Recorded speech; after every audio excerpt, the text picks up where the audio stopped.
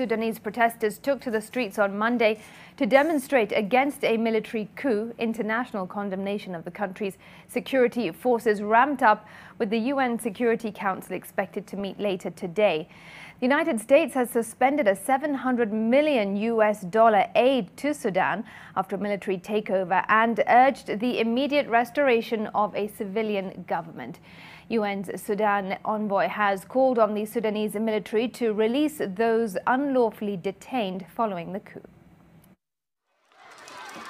Sudanese nationals turned up in their thousands in major cities across the nation, all united with the rallying call that returning to the past is not an option.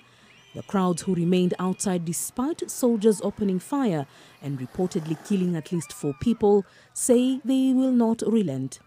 On Monday, soldiers detained Prime Minister Abdallah Hamdok, ministers in his government, and civilian members of the ruling council, who have been heading a transition to full civilian rule following the April 2019 overthrow of autocrat Omar al-Bashir. The subsequent declaration of a state of emergency and dissolution of the government provoked an immediate international backlash, with the United States a key backer of Sudan's transition process. Not full amount.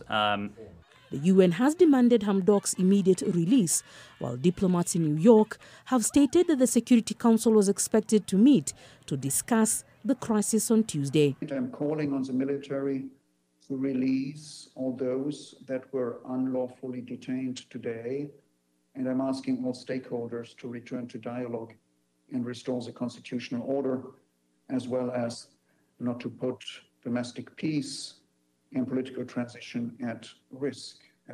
The Information Ministry said soldiers fired live bullets on protesters outside the army headquarters. At least 4 demonstrators were killed and about 80 people wounded, according to the Independent Central Committee of Sudan Doctors. The European Union, African Union and the Arab League also have expressed concern.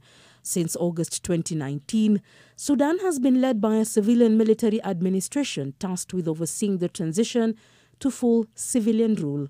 However, the main civilian bloc, the Forces for Freedom and Change, that led the anti-Bashir protests in 2019, has splintered into 2 opposing factions.